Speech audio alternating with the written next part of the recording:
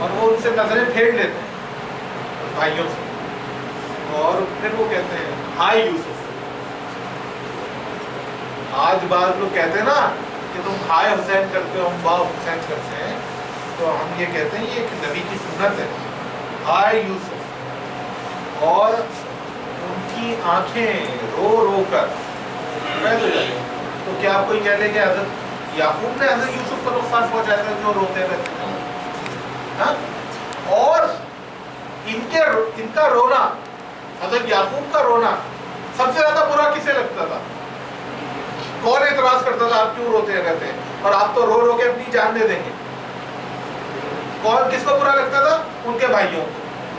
یعنی وہ اتنا روتے تھے کہ وہ جنہوں نے سازش کی تھی حضرت یوسف کے خلاف، وہ کہتے ہیں آپ تو رو رو کے جان دے دیں گے. تو آج دیکھ لیں یہ باتیں کون کرتا ہے رونے والوں کو، اور جو کرتا ہے تو آپ سمجھ لیں اس کا تعلق کن لوگوں سے ہے. اس کا تعلق ان لوگوں سے رہا ہوگا کہ جنہوں نے امام حسین علیہ السلام کو قتل کیا. جس طرح سے حضرت یوسف پر کون شخص روتا تھا؟ ان کے والد. اور رونے کو برا کون سمجھتا تھا اور رونے سے روکتا کون تھا؟ اور کون کہتا تھا کہ یہ تو آپ اپنے آپ کو نقصان پہنچا رہے ہیں؟ کون کہتا تھا؟ جنہوں نے قتل کرنے کی کوشش کی تھی. یہ قرآن کی آیتیں ہیں، ایک آیت ہے 84 اور دوسری آیت ہے 85، جس میں خود اللہ نے اس واقعے کا ذکر کیا ہے.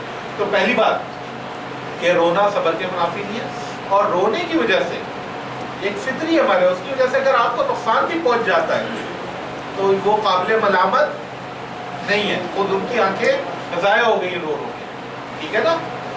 جان بوجھ کے نہیں کہتے، یہ بات یاد رکھیے گا، لیکن روتے تھے اور رونے کے نتیجے میں آنکھیں ضائع ہو گئی. تو حضرت یعقوب جیسا صبر کس کے پاس ہے؟ تو صبر کے وقت منافی نہیں ہے.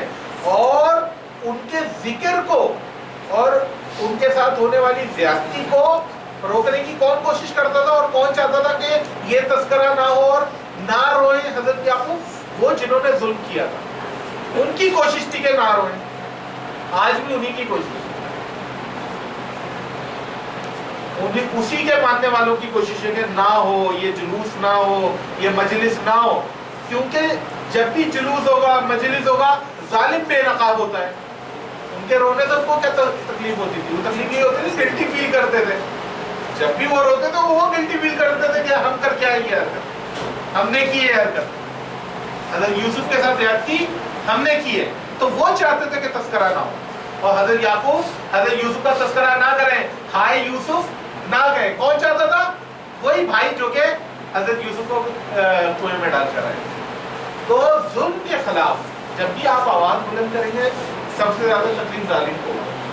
تو آج ہم جب روتے ہیں تو امام حسین علیہ السلام کا ذکر اور ان کے اوپر ہونے والے مظالم کو زندہ رکھنے کے لیے کہ لوگوں کو پتہ چلتا رہے کہ یہ ظلم کیا گیا اور لوگوں کے دلوں میں ظلم کے خلاف نفرت پیدا ہو، اس لیے اس ذکر کو کرتے ہیں. اور اس وجہ سے آنسو بہاتے ہیں، نہ کہ اس وجہ سے کہ ہم اس قتل، ہم تو لعنت کرتے ہیں جو اس قتل میں شریک تھا، اور ان پر بھی لعنت کرتے ہیں جو اس قتل پر خاموش رہے، جن کے سامنے قتل ہوا، اور وہ امت جو کہ خاموش رہی اور جس نے امام حسین کا ساتھ نہیں دیا. ہم ان تمام پر لعنت کرتے ہیں. آپ بھی لعنت کریں. آپ تو آپ نہیں کرتے، پھر آگے نہیں بات کرتے. آپ کہتے نہیں اس پہ بات نہیں کرنی چاہیے اور یہ وہ لعنت نہیں کرنی چاہیے، مطلب پھر آپ کے بڑے ہوں گے، آپ تو لعنت کر رہے ہیں. باقی یہ مفتی صاحب بتائیں گے کہ کیا بڑے ہیں.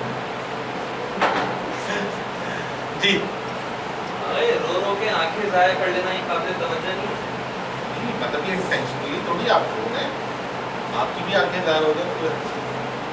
امام حسین علیہ السلام کے اتنا رو کے آپ نے آپ جان اٹھائیں چھوڑا اور آنکھوں میں ڈالنے کی جائے باتیں الگ الگ. ہم جانتے بھی ہوں گے، ہم روئیں گے تو آنکھیں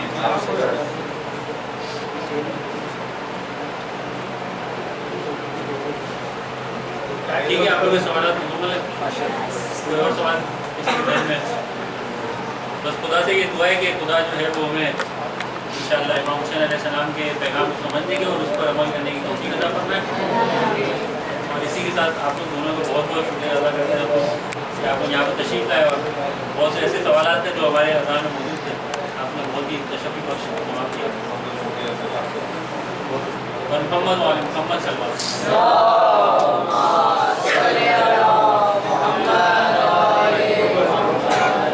सब मिलकर दुआ इमाम ज़माना से